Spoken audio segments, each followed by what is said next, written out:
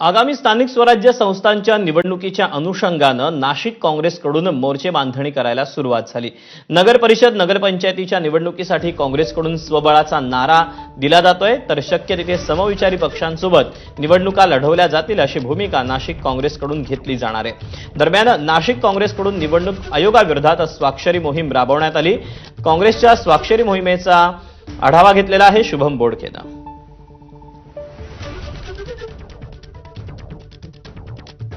देशभरामध्ये vote चोरीच्या संदर्भात विरोधक एकवटले असताना काँग्रेसकडनं देखील आज नाशिकमध्ये स्वाक्षरी मोहीम जी आहे ती हाती घेण्यात आलेली आहे। आपण जर बघितलं तर मी सध्या नाशिकच्या काँग्रेस कमिटीमध्ये आहे। या ठिकाणी मोठ्या संख्येने युवक असतील किंवा नाशिककर असतील हे स्वतःहून या काँग्रेस कमिटीच्या बाहेर या ठिकाणी वोट चोरी गद्दी छोड या स्वाक्षरी मोहिमेमध्ये सहभागी झालेले आहे। काँग्रेसचे नेते शाहू महाराज खैरे आहेत। आज स्वाक्षरी मोहीम काँग्रेसची सुरू आहे, काय सांगाल?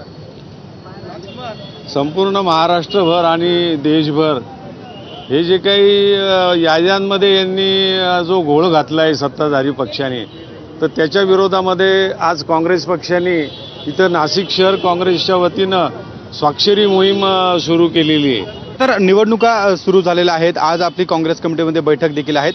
काय चर्चा होणार या बैठकीमध्ये? स्थानिक पातळीवर आघाडीची शक्यता आहेत का? स्थानिक पातळीवर नेमके तालुका स्तरावर काय काय त्या संदर्भात इच्छुकांकडून सांगितलं जातं? स्थानिक पातळीवर जे विरोधी पक्षाचे सगळे जे लोक आहेत ते एकत्रितपणे या सत्ताधारी पक्षाच्या ह्या लोकांना थांबवण्यासाठी सगळ्यांना एकत्र येणं गरजेचं आहे आणि ते एकत्र येऊन यांना आपल्याला थांबवावं लागणार आहे आणि याच्यावर आमच्या सगळ्यांचं एकमत आहे। आगामी